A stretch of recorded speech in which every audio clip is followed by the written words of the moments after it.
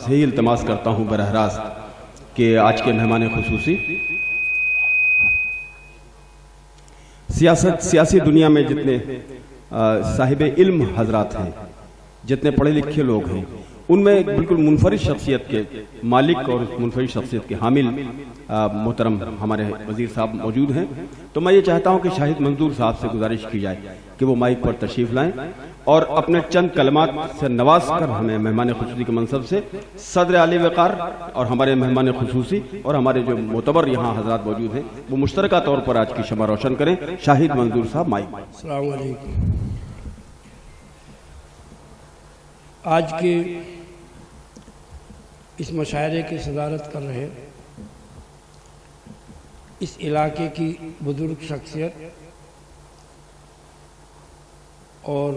میرے دو معنی میں بزرگ، پارٹی کے اعتبار سے بھی اور میرے والد محترم کے ساتھ ایم ایل اے رہے اس اعتبار سے بھی، محترم جناب انوار صاحب، تمام شعراء اکرام اور سامعین پریس کے ساتھ ہی، میں بے حد شکر گزار ہوں منتظمین کا جنہوں نے آج مجھے یہاں آنے کا موقع فراہم کیا اور آپ کے بیچ میں بات کرنے کا موقع فراہم کیا.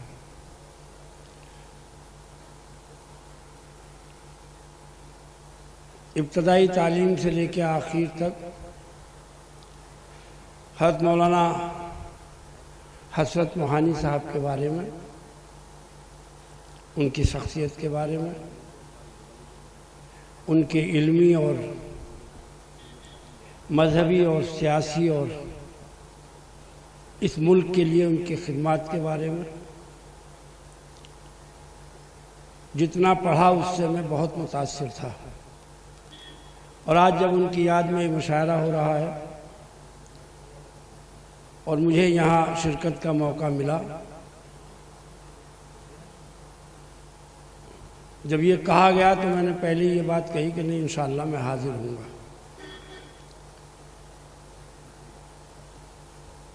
بعض کام فارمیلٹی کے لیے ہوتے ہیں اور کچھ کام دل کی گہرائیوں سے جن کو دل کو تسلیم کرتا ہے اس لیے ہوتے ہیں. آج کے اس مشاعرے میں شرکت میرے دل کی اندر کی جو گہرائی سے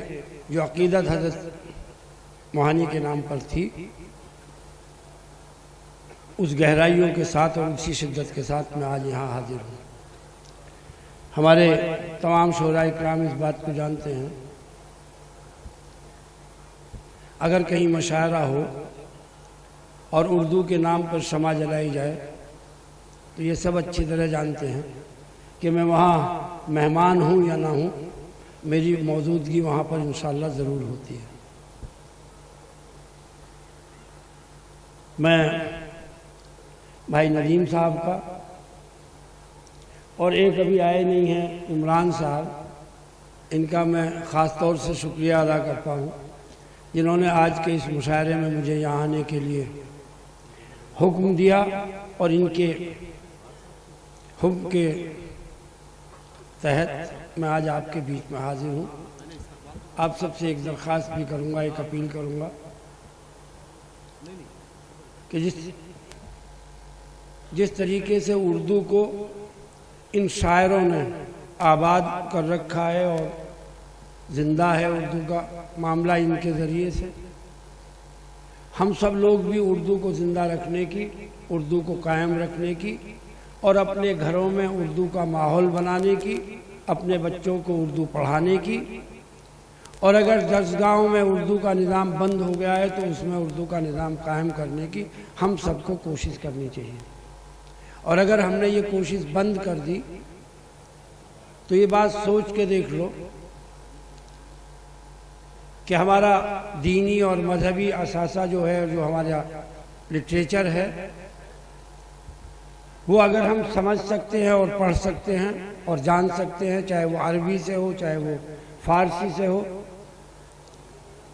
صرف اردو ایسی زبان ہے جو ہم اس تعلیم کو جو ہماری مذہبی ہے اس کو ہم سمجھ سکتے ہیں. اگر اردو گئی تو جو ہمارا اردو کا لٹریچر ہے اور مذہبی لٹریچر ہے ہم اس کو بھی پڑھنے میں قاصر ہو جائیں گے۔ میں بات کو زیادہ طویل نہ کرتے ہوئے سب سے یہی درخواست کروں گا